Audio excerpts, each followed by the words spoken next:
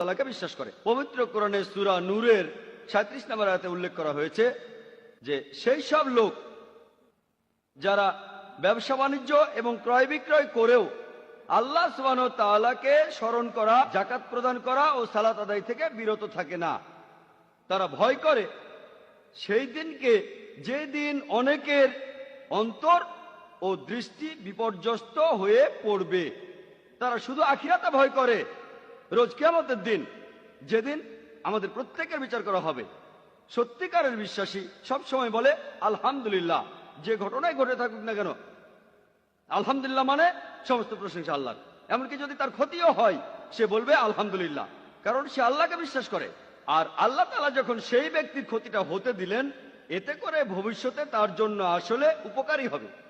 এক কথায় সত্যিকারের বিশ্বাসী সে এমনটা বিশ্বাস করে যা কিছু হয়েছে ভালোর জন্যই হয়েছে। আশা করি উত্তরটা পেয়েছেন।